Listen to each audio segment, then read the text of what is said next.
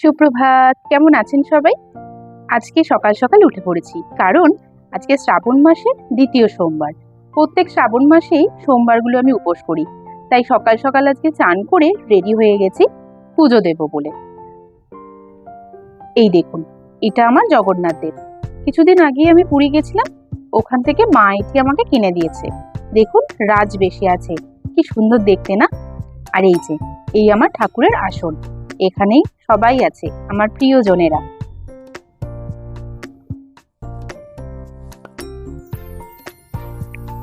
কর্তামশাই সকাল সকাল গিয়ে পুজোর সব বাজার করে নিয়ে চলে এসছে। ফুল, ফল, মিষ্টি, দুধ, কিছু বেলপাতা আর নীলকণ্ঠ ফুল, অপরাজিতা ফুল যেটাকে বলে, আর কিছু জবা ফুল আলাদা করে নিয়ে এসেছে।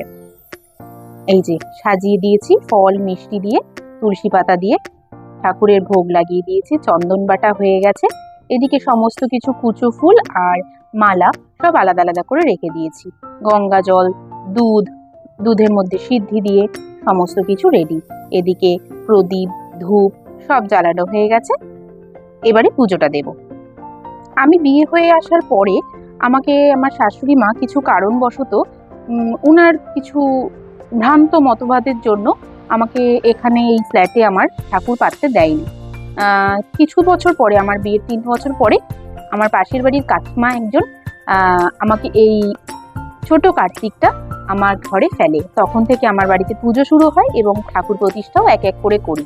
তাই ছোট কার্তিকটা আমার এত প্রিয় যে আমি ছোট কার্তিকটাকে আর ফেলতে পারিনি, ওকেও রেখেছি। পরের বছর বড় কার্তিককেও রাখা হয়েছে। এই যে আমার শিব ঠাকুর রেডি চান করার জন্য। তার অভিষেক করছি দুধ গঙ্গা জল দিয়ে, ঘি মধু চন্দন দিয়ে তার অভিষেক করা হচ্ছে। অভিষেক করার পরে তার শৃঙ্গার করব। এই শিব ঠাকুরটিও কেনার একটা গল্প আছে। বেশিরভাগ জায়গার শিব ঠাকুরগুলো হয় সিমেন্টের হয়, যার জন্য দুধ ঘি গঙ্গা জল এগুলো দিতে দিতে না ফেটে যায়, ভেঙে যায়, খুব মন খারাপ হয়ে যায়। তখন একটা পুজো করা হয় যেটা রোজ, সে ঠাকুর যদি ভেঙে যায় খুব মন খারাপ হয়। তাই একে আমরা বড় বাজার থেকে কিনে নিয়ে এসেছিলাম, খুব আদর করে। দেখুন, আমার সাজানো হয়ে গেছে, কি সুন্দর লাগছে না সবাইকে ফুল মালা দিয়ে সাজিয়ে।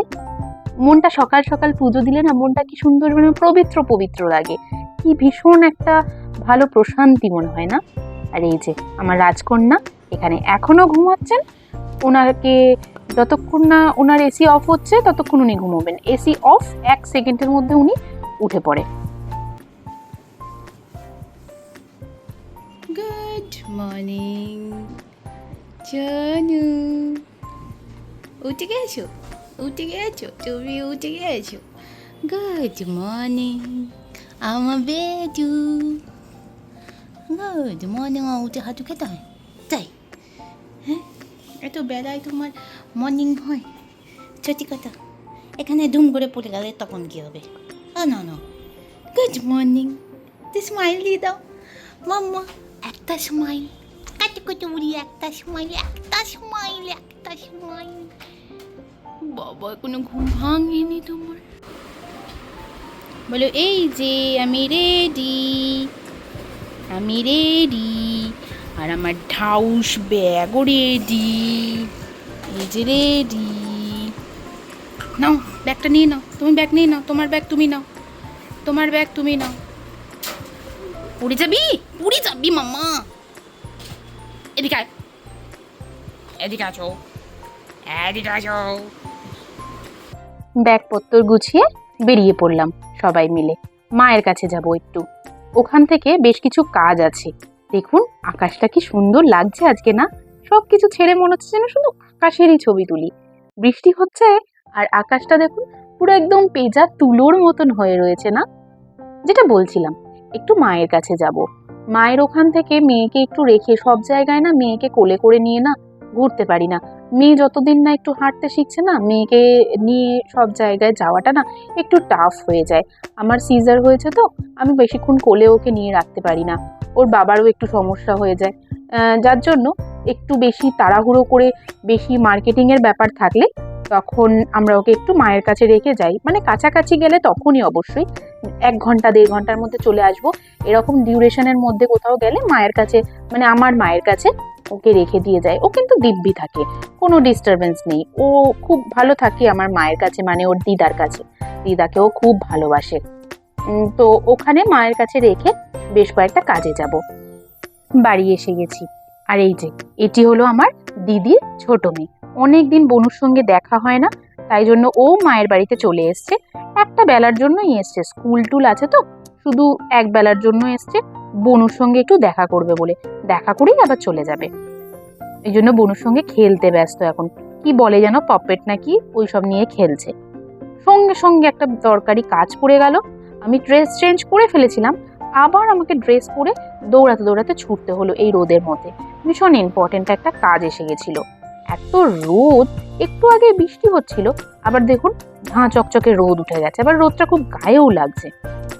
ওই দেখুন দূরে বাঁশ বাঁধা হচ্ছে, প্যান্ডেল হচ্ছে। কি মজা লাগে না এই দৃশ্যটা দেখলে। আমার বাড়ির সামনেও না, এটা আমার বাড়ির সামনে নয়, এটা একটু দূরে, পাশের পাড়া বলা যেতে পারে। আমার বাড়ির সামনেও পুজো হয়। ওখানে যেই বাঁশ পড়ে না এই প্যান্ডেল হওয়ার জন্য, মনটা যেন না হালকা হয়ে যায়, ওই পেঁজা মেঘের মতন উঠতে উঠতে চলে যায়। মা আসছে সেই আনন্দে। কি ভীষণ মজা যে লাগে। প্রত্যেক বছর সব দুঃখ দূরে গিয়ে না নতুন আনন্দে মনটা মেতে ওঠে। সবার নিশ্চয়ই তাই হয়। এই যে আবার বেরিয়ে পড়েছি কাজে কর্তামশাইয়ের সঙ্গে। ওদিকে পরেশনাথ মন্দির, এদিকে ওলাইচণ্ডী মন্দির। চললাম আমরা একটু দরকারি কাজে। দরকারি কাজ বলতে বহু দিন ধরে আমার বেশ কয়েকটা চুড়িদার পিস জমা হচ্ছে, অনেকগুলো, বছরের পর বছর। ধরুন প্রায় 2 বছর ধরে। প্রেগনেন্সির সময় তো কোনো চুড়িদার তৈরি করা হয়নি, এবং আমার জন্মদিনে দিদি একটা চুড়িদার পিস দিয়েছিল, মা একটা চুড়িদার পিস দিয়েছিল। আমি যেহেতু শাড়ি একদম পরা পছন্দ করি না, ওই জন্য যে যখন যা গিফট করে আমাকে চুড়িদার পিস গিফট করে। এবার ওইগুলো জমতে জমতে না অনেকগুলো হয়ে গেছিল। এবার এখন যদি আমি তৈরি করতে না দিই আর সেগুলো হবে না, তাই সেগুলো তৈরি করতে এসেছিলাম। এই দেখুন ঐতিহ্যবাহী ট্রাম লাইন। আর একটু পরেই দেখুন এই যে পিছনে আসছে ট্রাম। কি জানি কবে এটাও বিলুপ্ত হয়ে যাবে, তাই ক্যামেরা বন্দি করে রাখলাম। স্মৃতির কোঠরে কোনো একদিন দেখে নেব আর বলবো, এই দেখো একদিন আমাদের শহরে ট্রাম গাড়ি চলতো। এটাও স্মৃতির কোঠরে চলে যাবে কোন দিন ট্রাম বন্ধ হয়ে, তাই না? তাই ক্যামেরা বন্দি করে রাখলাম। ব্যাস, এখানেই শেষ করছি তাহলে। আমি এই ভিডিওটা না এন্ড করতে পারিনি, তাই জন্য এখানেই শেষ করে দিলাম।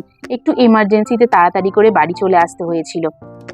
ভিডিওটিতে যদি কিছু ভালো লেগে থাকে অবশ্যই করে একটু লাইক কমেন্ট করে জানাবেন, এবং যারা এখনো সাবস্ক্রাইব করেননি প্লিজ চ্যানেলটি একটু সাবস্ক্রাইব করে দেবেন।